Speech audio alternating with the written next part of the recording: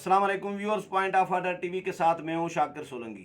Viewers, आज नेब ने जो नवाज शरीफ की जायदादें फ़रोख्त करने का हुक्म जारी किया है, इसको नून लीग ने तो चेयरमैन नेब के एक्सटेंशन की दरख्वास्त करार दिया है। हुकूमत क्या कह रही है? हुकूमत ने भी इस पर रद्द-ए-अमल दिया है। सिद्दीक साजिद साहब हमारे साथ मौजूद हैं, इनके साथ बात करेंगे। मैंने अपना प्रोग्राम भी किया है अपने SNN पाक पे। सिद्दीक साहब ने अपना अलग प्रोग्राम भी किया है, क्योंकि इशू ऐसा है, हार्ट इशू है इस वक्त, आज का बहुत बड़ी ख़बर है ये।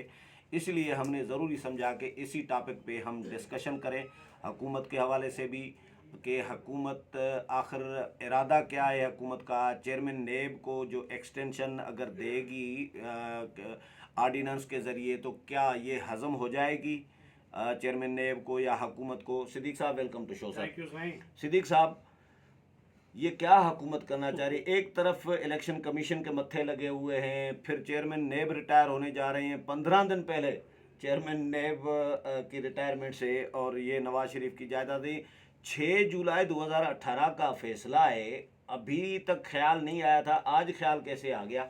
बहुत शुक्रिया साईं। एक तो व्यूवर्स आप SNN टीवी देखते हैं, पॉइंट ऑफ आर्डर टीवी देखते हैं, तो मुझे गरीब का सिद्दीक साजिद ऑफिशियल भी देख सिद्दीक लिया साजिद जाए। ऑफिशियल वो भी पे शाकिर सिद्दीक साहब सोलंकी अपना की अलग मोहब्बत प्रोग्राम का। कर रहे होते हैं, मैं कम्युनिटी वाल पे शेयर कर रहा होता हूँ। हाँ हाँ, हाँ, तो साईं असल में इशू ये है, एक तो सबसे पहले व्यूवर शाकिर सोलंकी को जुर्माना है कि 3 दिन ये गैर हाजिर रहे हैं। 2 दिन सिद्दीक साहब गैर हाजिर थे और नहीं, 2 दिन में था। ऐसा ही है। प्रॉब्लम ये है, मुझे समझ नहीं आ रही। मैं ये जैसे देखे ना, जैसे जैसे बंदा हुकूमत में आता है ना, उससे सीखता है, मैच्योर होता है। ये इमरान खान साहब उल्ट हैं। जैसे जैसे हुकूमत इसकी आगे जा रही है ना, मुझे लगता है इनका नफसियाती और दिमागी जो काम है ना, बिल्कुल ऊपर वाला खाना खाली हो रहा है। कोई इदारा नहीं छोड़ हो रहे। रहा नहीं है, हुआ था मैंने पहले थोड़ा से सा ही। मार्जिन दे दिया है, अच्छा क्योंकि वो अच्छा अच्छा। प्राइम मिनिस्टर तो है ही ना। अगर बिल्कुल ही खाली करा दिया तो फिर वो नायल हो जाएगा। तो अच्छा, ना जिस ठीक है। जिस शख्स का दिमागी तवाज़ुन बेहतर ना हो, ठीक ना हो, वो नायल हो सकता है। फिर वो किसी अहम मुद्दे पे नहीं रह सकता, चाहे वो सदर हो, वज़ीर आज़म हो, चीफ तो ये जस्टिस हो। पहले को कौन से अहल थे पहले दिन से? ये तो ना सही, मेहरबानी है ऐसी बात सर, नहीं है। आप लोगों की उनके मेहरबानी है कि उनके उसको। मेडिकल चेकअप के बाद उनको फिट करार दिया जाता है, फिर ही आता है। सही हो, ऐसी बात नहीं है, ये ना बोले। जो बातें कर रहे होते हैं, जो तो फैसले कर रहे बातें जो होते हैं। सियासी होती है वो तो आप सुने, वो तो आपको भी पता है किस तरह से निकलती है। हाँ। अच्छा, फिर क्या होगा प्रॉब्लम सर? प्रॉब्लम ये है कि हर इदारे से पंगा लेना, हम्म, और हर अब नोट करें, ये आप मिलाएं चीज़ों को। आपके सर पे भी बाल नहीं है, मेरे पे भी कम ही है, लेकिन सर नोट करें, हाँ। ये टाइमिंग बड़ी ज़बरदस्त जा रही है। हर वो इदारा हर वो इदारा जो आइंदा आने वाले इलेक्शन में अहम रोल प्ले करेगा, उसके साथ ये पंगेबाजी कर रहे हैं कि उसके उसके जो रिजल्ट हैं वो अपनी फेवर में कर सके। नंबर 1, इलेक्शन कमीशन के साथ पंगा लिया, चीफ इलेक्शन कमिश्नर। फिर वहां पे बगावत कराने की कोशिश की। हालांकि अभी 2 मेंबर उनके रहते हैं। मेम्बरान को कह रहे हैं कि बगावत करें। आर्टिकल जो इलेक्शन एक्ट का आर्टिकल 10 है, उसके उसके तहत इन दोनों के खिलाफ तो अब कार्रवाई भी हो सकती है। ये आजम स्वाति और ये जो उन्होंने गुज़श्ता दिनों प्रेस कॉन्फ्रेंस की है फवाद चौधरी ने, हाँ। ये तो गद्दारी का मुकदमा इनके खिलाफ हो सकता है कि आप उबारते हैं एक आईनी इदारे के सरबराह के खिलाफ, उसके मेम्बरान को उबारते हैं, भड़का भाई नहीं है। अच्छा, मैं आपको एक और बात बताऊं, इसके ऊपर हम एक अलग से प्रोग्राम करेंगे, ये बहुत ज़रूरी है। हाँ। मैं सिर्फ एक हवाला दे के फिर आपके असल चीज़ की तरफ आता हूँ। EVM पे उसको कोई इतराज़ नहीं है, चीफ इलेक्शन कमिश्नर को। हाँ। इनको डर और खौफ है जिसका ज़िमनी इलेक्शन की रिपोर्ट का और फॉरेन फंडिंग केस का। अब आ जाते हैं नैब वाला मामला। नैब के जो केसेस है, खान साहब की ये दिली ख्वाहिश है कि जितने भी ये सारे मुखालफिन हैं, बशमूल आसफ जरदारी, ये पीपल्स पार्टी वाले, और भी अब आने वाले दिनों में आसफ जरदारी के खिलाफ भी शिकंजा कसेंगे कि अच्छा। कि इन सब को जेल में डालो, इन सब की जमानतें मनसूख या वो मुअत्तल कराओ, और उसके बाद ये सारे काम करो। तो ये लंबी कहानी है, अब सुनते जाएं। वो कह रहा है, वो चेयरमैन नैब कह रहा है, इसको जोड़े इस बात से, ये बहुत ज़रूरी है। ये ऐसे नहीं हुआ। नवाज शरीफ गुज़श्ता 1 हफ्ते से एक्टिव हुआ दोबारा। उसने मुख्तलिफ, आप भी जानते हैं, नून लीग बीट आप भी करते हैं, ज़िली सतह पे, डिविजनल सतह पे, सूबाई सतह पे उसने तंजीमों के इजलास करने शुरू किए। सोशल मीडिया पे तो उसकी हर तकरीर चल रही है, वो इनकी ऐसी तैसी फेर रहा है। मुसलसल फेर रहा है। वो इस्टेब्लिशमेंट वो अपने एक बयानिए पे डटा हुआ है। लेकिन चलो शुरू के इजलासों में शहबाज शरीफ नहीं था, उस पर भी अलग से प्रोग्राम करेंगे क्योंकि अब दिनों के बाद आए हैं। लेकिन सही ये जैसे ही नवाज शरीफ एक्टिव हुआ और इसको आप एक और चीज़ से जोड़े, ये अब इनके लिए बड़ा मसले मसाइल पैदा हो रहे हैं। नवाज शरीफ और शहबाज शरीफ अब एक हो गए, जब हमें जाहिर करने के लिए एक हो गए। जो पंजाब से इनको हवा आ रही है वो हवा पीटीआई के लिए अच्छी नहीं है। जो रिपोर्ट्स इनको आई, अब जो गवर्नर सरवर के साथ इन्होंने किया है वो किसी दिन भी इस्तीफा दे देगा या दे दिया, ये मैं आपके प्रोग्राम में ऑन द रिकॉर्ड बात कर रहा हूँ, वो किसी दिन भी मुस्ताफी हो जाएगा। उसको इमरान खान के साथ उसकी नहीं बनती। जहांगीर तरीन का आपने बेड़ा गर्क कर दिया, आपने अलीम खान को नाराज कर लिया, वो उनको उल्टा आप उनको कह रहे हैं जी आप ग्रुप बना रहे हैं, ग्रुप बंदी कर रहे हैं, वो एक अलग सिलसिला है। पीटीआई से वहाँ पे अभी जब इमरान खान को जो स्पेशल ब्रांच आई भी रिपोर्ट्स भेज रही है, उन्होंने एक वाज़ेह लाइन ली है। उन्होंने कहा कि जो मौजूदा सूरत हाल है उसमें पीटीआई के बहुत से एमपीएस नून लीग से साथ न सिर्फ राब्ते में हैं बल्कि उनसे टिकट की भी गारंटी जो है वो मांग रहे हैं, क्योंकि उनको जो और उसकी वजह क्या बनी, बढ़ती हुई महंगाई। ओगरा कहता है 1 रुपया बढ़ाओ, आप 5 रुपया बढ़ाते हैं तेल और उसके ऊपर फिर आप टैक्सेस आयद करते हैं। वो 0% लेवी थी, वो जो पेट्रोलियम लेवी, वो किसी जगह पे 5% बढ़ा दी, किसी जगह पे 6 रुपये बढ़ा दी, किसी जगह वो अलग से होगा। और फिर भी खसारा मुल्क में, खसारा। ये सब हवाई बातें हैं, सब हवाई बातें हैं। ये कोई ऐसी मईशत फिर भी तबाही की तरफ। मैं कह रहा हूँ, मैं क्या बताऊँ, 170 पे डॉलर पहुंच गया। ये डॉलर, ये आप इंटरनेशनल देखें जो ट्रेंड हैं, जो अगस्त, ये नोट करें, ये अगस्त 2022 में ये डॉलर आपका 220 से 230 तक जाएगा। कहाँ से कहाँ रह रहे हैं मैं और आप, और महंगाई अभी से देख लें, डबल ट्रिपल जो है वो महंगाई हो गई है शेख सोलंकी साहब। और इनको जो रिपोर्ट्स मिली है ना वो यही मिली है कि नून लीग पंजाब में तेज़ी से उभर रही है, ये जमातें इख्तलाफात ख़त्म कर रहे हैं और पीटीआई का ग्राफ नीचे जा रहा है। तवज्जो नहीं ना मिल रहा, तवज्जो मिलना बहुत ज़रूरी है एमपीएमएनएस को। वो क्या पैसे तरक्याती फंड, माल पानी, उसको हम तवज्जो बोलते हैं ना जी। अच्छा, तवज्जो। हाँ, तो वो इनको नहीं मिल रहा। अब ये इन्होंने ये जब इसको खान को ये रिपोर्ट मिली तो इसने कहा कि नवाज शरीफ का नाटका किया जाए बंद। तो फिर चेयरमैन नैब के जरिए जो आपने बड़ा इंपॉर्टेंट बात की कि 2018 का फैसला है, आज आपको याद आया ये एक्सटेंशन की ही दरखास्त है। ये जो मरियम औरंगजेब ने प्रेस कॉन्फ्रेंस की, ये देखिए ना कि आप 8 मिलियन पाउंड की रिकवरी का आगाज कर रहे हैं कि इसका हमें ये पैसा चाहिए, 1 अरब और 85 करोड़ रुपए इसकी वैल्यू बनती है, ठीक है। और ये भी कहा कि अगर ये जितनी भी उसकी जायदादें हैं अगर आप इजाजत दें तो पढ़ दूं। मैंने अच्छा आपने बोल दिया, ठीक है, चले ठीक है। तो अभी ये कह रहे हैं जी, एक जुमला लिखा कि अगर मुकम्मल रिकवरी नहीं होती तो हम इनके मजीद असासे तलाश करेंगे। एक ही होगा। अब ये देखें इसको आज ये किसकी डेट में, आज की डेट में। अब दूसरी तरफ आ जाए, ये नैब ने किया जो एक्सटेंशन वाली बात है वो इसी वजह से। अच्छा, चेयरमैन नैब एक लेटर लिखता है जुलाई में वजीर कानून को, क्योंकि नैब इस वक्त वजारत कानून के मतहत है। अच्छा, चेयरमैन नैब कहता है कि जनाब वजीर कानून साहब, मेरी मुद्दत मुलाजमत 9 अक्टूबर 2021 को मुकम्मल हो जाएगी, मैं मज़ीद काम नहीं करना चाहता, जारी नहीं करना चाहता। आप जो भी प्रोसेस है उसके लिए नया जो चेयरमैन है उसके लिए प्रोसेस शुरू कर दें, क्योंकि मेरी वैसे भी उम्र, उन्होंने कहा जी 75-76 साल मेरी उम्र जो है वो हो गई है।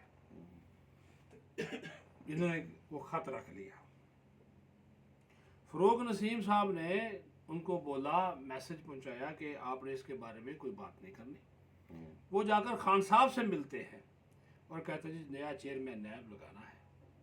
खान साहब ने बोला किसको लगाना है, क्या प्रोसेस है, बताया जी आप कंसल्टेशन करेंगे अपोजिशन लीडर से। बाब मकसद बामानी नतीजा खेज वो अल्फाज जो लिखे हुए हैं जिसके ऊपर खुर्शीद साहब बड़ा जोर देता था, आपको याद है ना।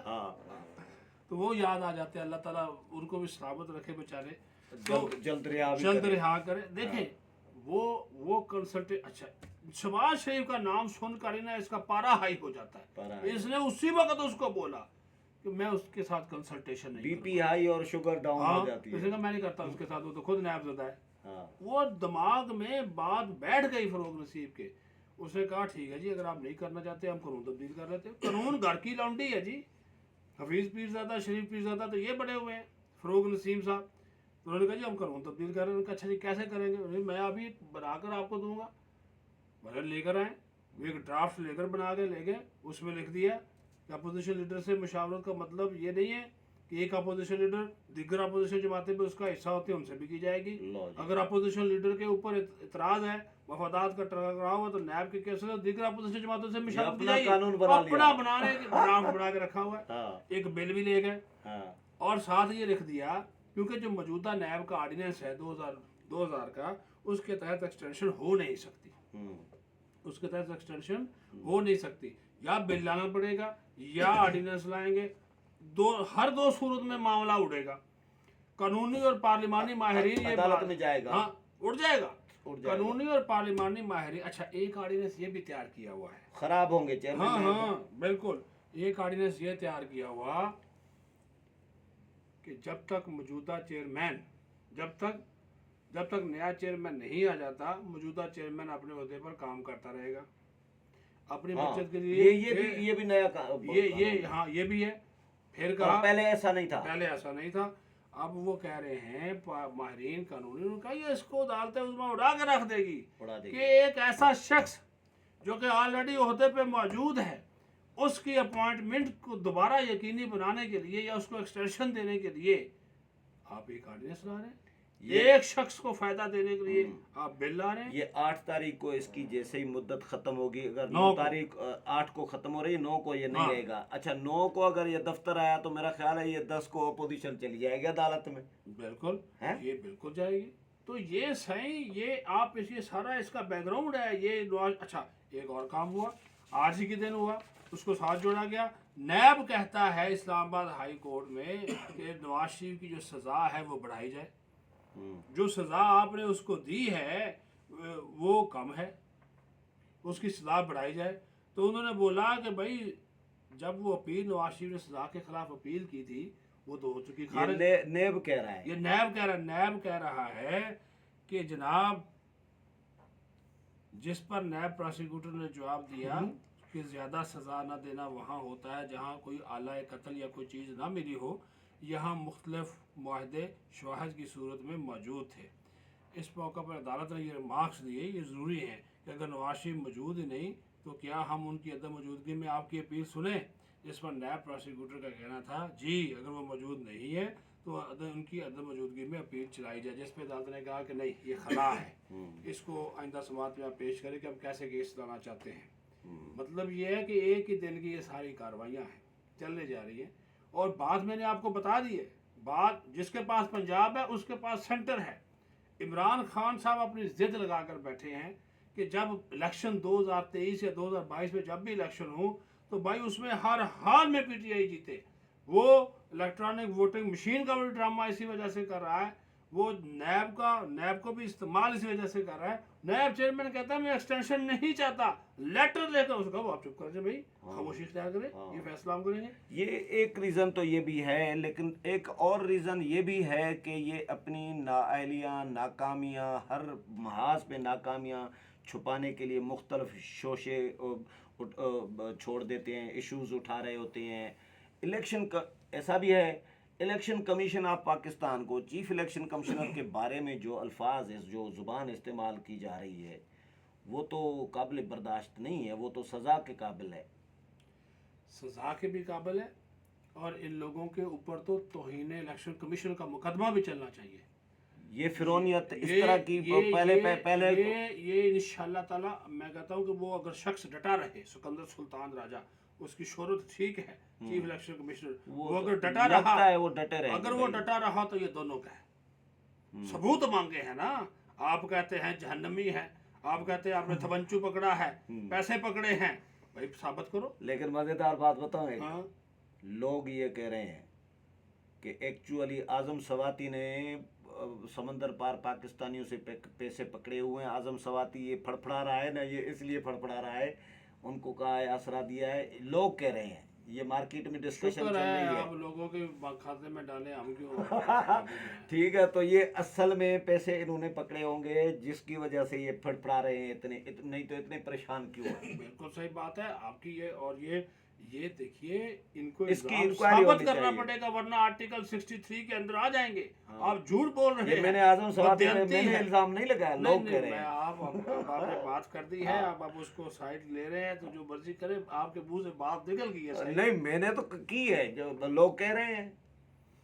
अब सारी सूरत हाल ये जो बन रही है, मैं इस वजह से कह रहा हूँ कि कोई ऐसा इदारा, देखें, मीडिया को पंगा कर दिया और उसके ऊपर फिर बाद में खुद ही बैग पे गए और कमेटी बना दी। क्या जरूरत है मीडिया डेवलपमेंट अथॉरिटी की इस वक्त? भाई बाद में कर लें, आप इलेक्शन लड़ना है, मीडिया को अपने खिलाफ कर रहे हैं, क्या करेंगे आप? बड़े से बहुत से चैनल इसके खिलाफ खड़े हो गए, इश्तेहारी में हम पूरी चलाई और आखिरकार क्या होना पड़ा, जॉइंट एक्शन कमेटी बन गई। एक तरह का वो मामला 5-6 महीने के लिए ठप हो गया।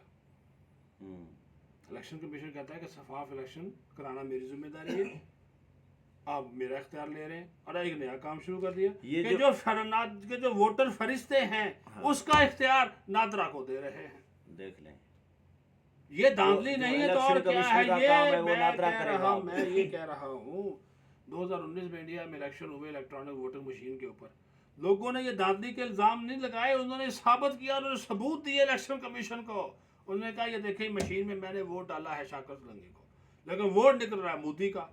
मैंने वोट डाला सदीक साहब को, वोट निकल रहा, पर्ची निकल रही है मोदी की। वो भाई आपने सॉफ्टवेयर ही चेंज कर दिया, मोदी के अलावा कोई नाम ही नहीं है। हाँ। तो लगा पता चले मैं जमात इस्लामी इमरान को खान वोट के तो अलावा देगा, नाम ही ना हो। इमरान खान के नाम ही। ये पाकिस्तान में होगा, पाकिस्तान इंडिया का जो तर्ज सियासत है तकरीबन ऑलमोस्ट एक जैसा ही अच्छा, है। फाइनली ये बताएं, प्रोग्राम का टाइम पूरा हो रहा है, तो इनका ये जो हर इदारे के साथ मत्थे लग रहे हैं, अपोजिशन के साथ मत्थे लगे हुए हैं, तो इनका फ्यूचर क्या है? भला होना है इनके साथ, बुरा होना है? ये भला इनके साथ कोई नहीं होना, ये अपने साथ बुरा खुद कर रहे हैं।